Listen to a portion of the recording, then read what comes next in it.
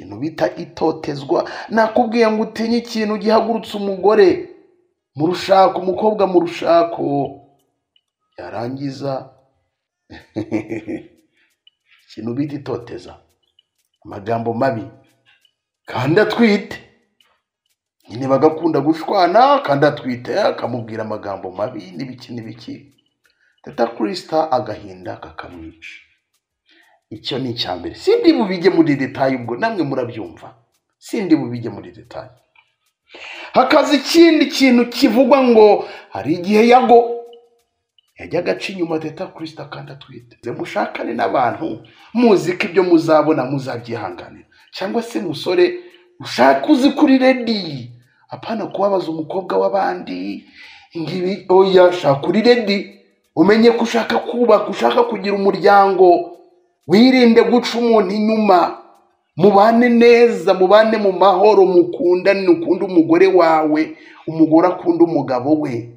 Nta ibintu byo kuvuga akantu karakubise urikakaje ngo ngewe ngo nta muntu ngumvugiramo, ngo ubwo nguriza amagabo, ngo ngewe ngo nta muntu ngumvugiramo, ngo ndi umugabo mu rugo.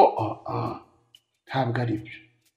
Hari abagabo numvise bavuga ngo ndaseka ngo ubu ngubu abagore babanye neza n'abagabo babo, ngo ni abagabo bemera gutegekwa n'abagore. N'amakuru nanone ku muryango wa Yago Pondat ndetse na Teta Krista. Ni couple yakundwaga n'abatari bake, abantu benshi babakundaga cyane. Uburyo Yago yagiye agaragaza kenshi kakunda umugore we Teta Krista. Ni kenshi cyane yajya mu postinga, akamushyira ku maprofile. Gusa abantu bagiye gutungurwa babona Yago Pondat ayo mafoto yose cyangwa se ibyo bikorwa byose yamaze kubitera ishoti. Ubwo no gupostinga, haba kumushyira ku mbuga ziwe amafoto ya profile, ndetse no kumukurikira, haba Teta Krista ndetse na Yago Pondat bose basibye amafoto ndetse no gukurikirana ku mbuga nkoranyambaga. Donc ni umuryango kuri ubu ngubu nyine byamaze kurangira. Murabizi ko ni mugoroba Yago Pondat yasohoye ikiganiro avuga uburyo yakundaga Teta Krista, amuvuga neza, ati naramukundaga, ati niwe muntu nakunze numva ko nkunze, ati niwe mukobwa nakunze nkunda n'umutima wanjye wose. Aho agaragaza ko nta nundi muntu ngazigera akunda. Ngo nyuma yaho Kenze nyine kumuhamagara uri kuvuga ngo nakazi, dukora akazi. Umutima we kuri ubu ngubu Yago agaragaza ko umutima we wahennye mu bijyanye n'urukundo, nyuma yuko Teta Krista amutaye agasubira mu Rwanda iwabo i Butare, hariya hirya Itumba Huye. Uzamutse gutya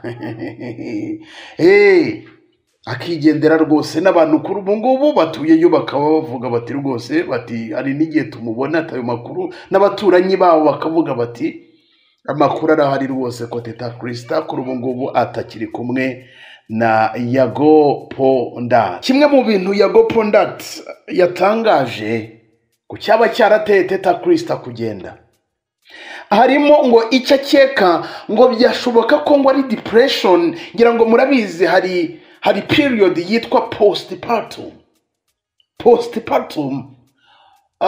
Ifata like nk'ibyumweru nka 6 cyangwa se nk'8 nyuma yuko nyine umugore abyaye. Urumva gucaringa umwana, umubiri hari ukuntu nyine uba warabaye warideformiye. So icyo gihe rero nicyo kugira ngo wa mubiri w'umubyeyi wabyaye ugaruke nyine biri normale. Donc ugaruke ube nk'uko mbere yuko umubyeyi nyine asama, nyine uko byari bimeze, cyangwa se mbere yuko abyara. Iyo niyo period. So muri iyo period rero habamo byinshi, habamo gutekereza kwinshi. Nk'umudamu akaba yatekereza akavuga ati ariko se ko mbona gucaringa umwana biruhije, ko mbona bigoye cyane, uyu mugabo nkuba nsize, cyangwa se yabona ibintu bitari byiza akagira nyine agahinda gakabije. Nyine wumve ngo icyo gihe ni igihe kigoye ku mubyeyi, kuko nyine abareba nyine aranariza tu nyine n'umubiri n'ibiki byose. Yago we ntabwo nyine yastetinze ngo ni iki mu rugo habaye iki. We avuga ko byashoboka ko ari depression, donc muri icyo gihe nyine cya postpartum, kubera ko uyu mukobwa yasubiyeyo nyuma y'ibyumweru 3 abyaye. Anaribyo Yago yagavuga ati abagabo baca mu buzima bukomeye cyane. Ati ni gute? Ati baza ku gahinda gakomeye umuntu akakujyana umwana ubonye uruvavu rwawe, umwana wawe, amaraso yawe, ukamureba ibyumweru bigera kuri 3, ubundi umugore akagenda. Nabonye hari abantu bari gufata verisiyo ya Yago, ariko mwite ko nta kintu Yago nta kintu yigeze avuga. Ntacyo pe, ntacyo, nta kuri na kumwe Yago yigeze avuga ku cyaba cyaramutandukanije na Teta Christa. Kandi icyo kintu kirakomeye. Utinye ikintu gihambiriza umugore akajya iwabo mu bisteting. Ntekereza ko ababyeyi ibintu Yago yavuze ntabwo bigeze babyemera, ntabwo bigeze babyemera pe. Wenda bya bibazo bikomeye cyane, wenda yagavuze ngo Teta Christa nyuma y'ibyumweru 3 cyangwa ukwezi cyangwa se amezi 2 yatangiye kunshi inyuma, cyangwa se akavuga ngo ubwo Teta Christa yari hafi kubyara cyangwa se yari atwite yanshaga inyuma, nibwo twabona Teta Christa tukavuga tuti burya abagabo baca mu bintu bikomeye cyane. None waravuga ko abagabo baca mu bintu bikomeye kubera ko bamujyanye umwana w'ibyumweru bigera muri 3. Icyo kintu nicyo cyamubabaje, avuga ati burya abagabo baca mu bintu bikomeye. Nta kintu Yago yigeze avuga, ntacyo. None niyo depression, ubwo nkuko yabigaragaje byumvikana ko ari umuntu ngo amwoherereje ngo iyo depression, ngo iyo postpartum, ngo ahita atekereza ko ari byo bishobora kuba byabiteye. Kuba nyine Teta Christa yahambira kagenda ngo hari n'umuntu ngo amubonye ku mupaka ari hahunga akaruse mu Rwanda afite n'ibikapu. Yago atangaza ko Teta Christa mu kugenda yagiye Yago atari mu rugo, ngo yari yagiye guhaha, gushakisha nyine nk'umugabo kugira ngo arebe ibitunga urugo. Ngo ahamagarwa na Teta Christa ari kumubwira ngo ndagiye. Ngo yamuhamagaye kuri telefone, ngo ntiyanamusezera kumwe wenda uvuga ngo ndagenda, ngo oya, yamuhamagaye kuri telefone ati ndagiye, usigarana inzu yawe, ngewe ndagiye n'umwana wanjye nsubiye mu Rwanda. Yago nta kintu na kimwe yigeze avuga ku byabatandukanije. Nongera nsubiremo, utinye ikintu gihambiriza umugore agasubira iwabo, utinye icyo kintu. Ngira ngo hari na bimwe mu bintu abagore usanga bafite ubwoba, bashatse ubu koko nsubiyeyo byagenda gute? Cyangwa se hari n'igihe ubibwira umubyeyi bitewe n'ibintu uri gucamo n'umugabo wawe, akavuga turangerera ahangaha biraba ibibazo bikomeye, ati niko zubakwa. Ngatekereza ikirere byashoboka ko uko gushakana kwa Teta Christa na Yago, murabizi mu ngo abantu bubatse habamo byinshi, habamo kutumvikana kwinshi, habamo nyine ibintu nk'ibyo ngibyo. Asanga nyine abantu bahura baterana amagambo, bashwana, ugasanga wa mutima wo kuvuga ngo donc n'urugo ngomba kwihangana, uku niko zubakwa, ugasanga haba umutima wa Yago, umutima wa Teta Christa, donc bashakanye batari ready, cyangwa se bashakanye ari uko amuteye inda akaza nyine akaba ari icyo ngicyo, atari wa mutima wo kuvuga ngo ibihengezemo nkeneye umugore. Kandi koko urebeye uburyo yagavuga ati rwose ati yaragiye genda ntari mu rugo agira gute, nyine wumva ko hari ibibazo bikomeye cyane byari biri hagati ya Yago ndetse n'umugore we. Haravugwa iki rero? Haravugwa ko Yago yajyaga atoteza Teta Krista atwite. Magambo mabi ndetse ariko ntabwo ngiye kubijya muri detaye, ariko biravugwa ikintu bita itotezwa. Nakubwiye ngo utinye ikintu gihagurutse umugore mu rushako, umukobwa mu rushako, yarangiza ikintu bita itoteza, amagambo mabi kandi atwite. Nyine bagakunda gushwana kandi atwite, akamubwira amagambo mabi n'ibiki. Teta Krista agahinda kakamwica. Icyo ni icyambere. Sindi bubijye muri detaye, ubwo namwe murabyumva. Sindi bubijye muri detaye. Hakaza ikindi kintu kivugwa ngo hari igihe Yago yajyaga aca inyuma Teta Krista kandi atwite. Ibyo bintu biri kuvugwa, ngira ngo namwe muri kugenda mubibona. Ntabwo aya makuru ari njye yazanye, aya makuru muri kugenda muyabona ahantu henshi bavuga bati rwose ikintu cyo kumuca inyuma uyu mugore byaramunaniye kubyihanganira, ategereza kubyara gusa ibyumweru 3, arangije ahamagara iwabo ati rwose ndaje. So hari ikindi kintu rero ndi kugerageza kwihuta kugira ngo nabatindira. Hari ikindi kintu ko Teta Krista yashakaga ko we na Yago bagaruka mu Rwanda bagatura mu gihugu cy'u Rwanda. Yabibwiye Yago kenshi arabyanga, ndetse n'imiryango nibyo yifuzaga cyane ya Teta Krista ko baza bagatura mu Rwanda kubera Uganda mu gihugu kindi. Donc nyine hari haramunaniye, reka myitegure, hari haramunaniye. So nibazo bikomeye cyane mu byukuri biba mu rushako, ariko kandi wongere wibaza iki kintu ngo ese ahantu hari urukundo haboneka umwiryane? Harya ahantu hari urukundo hakaza ibigeragezo n'ibibazo, abantu ntibicara n'ubundi bagakemura ibyo bintu mu rukundo? Ibyo bintu bitekerezeho.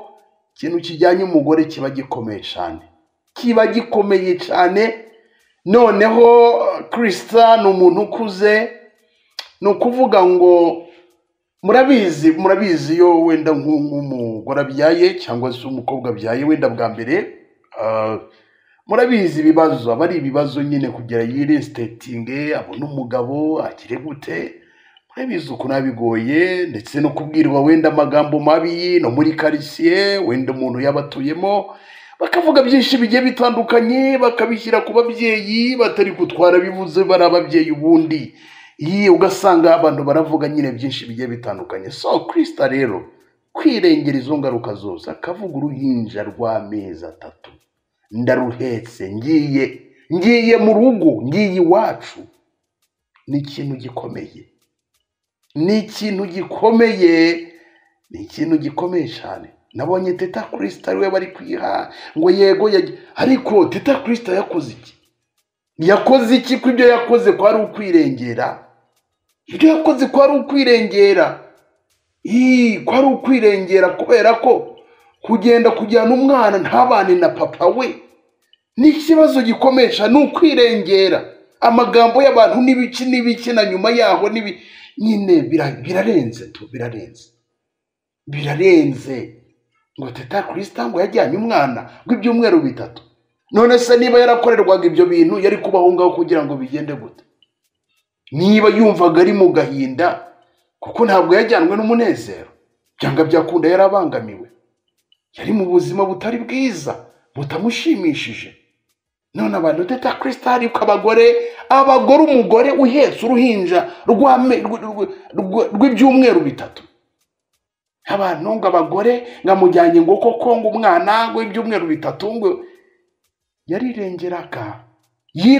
Ni ukwirengera ingaruka z'ibi bintu no kugenda n'amagambo byose bizatera. Ndabizi muri quartier Krista bazamuvuga, Krista bazavuga byinshi bigiye bitandukanye, ariko ni ukwirengera. Soza rero ndagira ngo niba abantu bashakana, abantu babane bakundana, mana atari ibintu byo kuvuga ngo niba ushinze urugo umenye ngo umuntu nimutumvikana, umuntu numubona w'ikibi, numubona y'ingeso utigeze ubona, uzihangane. Niko zubakwa, nta rugo ruhari ruri perfect. n'abasaza n'abakibabwirana nabi baratongana ntibumvikana kubera ko umuntu ari aho yavukiye, imico ye n'iyawe kuyihuza biragoye. Imico ibiri kuyihuza biragoye. Abantu bumvikane, bacishe bugufi, bahuze, bagira urukundo. Naho rwose ibintu byo kujya mu rushako ngewe buriya byantangaje cyane. Sinzi niba hari ukuntu mutari kumva uburemere bw'ibi bintu. Umugore uragenda, uruhinja rw'ibyumweru 3 ni ikibazo gikomeye cyane mu rugo, ni ikibazo gikomeye cyane. Ariko yakavuga ni postpartum, okay, ni body n'ibiki abamo byinshi muri iyo period. Noneho nta nubwo ibyo bintu ngombye ba depression ngo biba ngo kenshi, nta nubwo biba kenshi. Nyine ni uburyo, ni kwa kundi nyine umugore aba agomba kumenya umwana ndamufata nese, gukarabya umwana biragoye. Ugasanga n'abandi babyeyi baravuga ese uyu mwana byagenze gutya na gutya, hoya. Cyangwa ukabaza n'umubyeyi wawe se ku mwana ari kugira icyo mu nda biragenda gute, ukagira ubwoba, ukabona akana kari kugarura, ukabona igihorihori. Ibintu nk'ibyo nyine bigora uwo mubyeyi. Ni uwo mubyeyi kubera ko n'ubwa mbere ababyaye ntabwo baramenya ngo bimeze gute iyo niyo period. Ariko bikajyana no kuvuga ngo umubiri w'umubyeyi, ese ko reka mbyite ngo kujagarara, ariko mu nyihangane wenda kuba nkoresheje iyi mvugo kubera ko umubiri nyine w'umubyeyi ntabwo burasubirana, ntabwo nyine uba wireinstatinga kugira ngo ube n'ubundi nk'uko wari umeze mbere y'uko atwita, mbere y'uko abyara, ibintu nk'ibyo ngibyo. So iyo niyo period. So aravuga abantu mwe birarenze, mushakane n'abantu muzi ko ibyo muzabona muzabyihanganira. Cyangwa se musore ushaka uzi kuri ready, apana kubabaza umukobwa w'abandi ngibi. Oya, shaka kuri ready, umenye ko ushaka kubaka, ushaka kugira umuryango. Wirinde guca umuntu inyuma, mubane neza, mubane mu mahoro, mukundane, ukunda umugore wawe, umugore akunda umugabo we.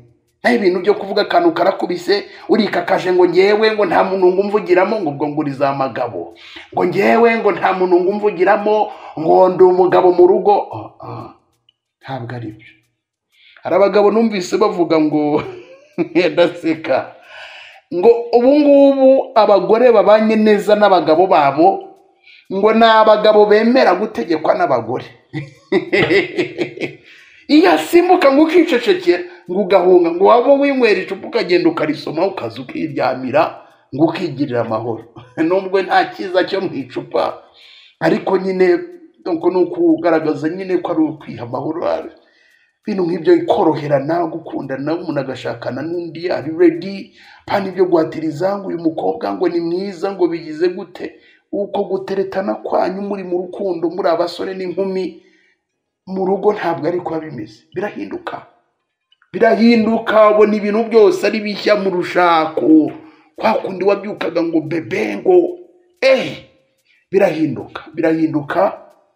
Ndetse abamo n'imitego ya satani. Doko ni byinshi buri abantu bubatse nyine bari kubyumva, bari kumva nyine uko bimeze, bari kumva uko bimeze ibi bintu bya Yago ndetse na Teta Krista umugore we. So reka nsore zanga ndabakunda, nitwa Shadu, murabizi iyi ni Shadu 250 TV. Niba utarakanza ayo magambo yanditswemo ngo subscribe, yakandemo, hanyuma inkuru nk'izi ngizi zerekeranye n'ubuzima busanzwe, zerekeranye n'ibyo ducamo bya buri munsi, inama zigiye zitandukanye, inkuru zigiye zitandukanye zibera hano mu Rwanda, hanze y'u Rwanda, ahantu henshi ariko zijyanye na societe, imbanire ya societe. So ujye ukomeza uzikurikira 5 kuri 5. Nitwa Shadu, ngaho reka dukomeze tubane.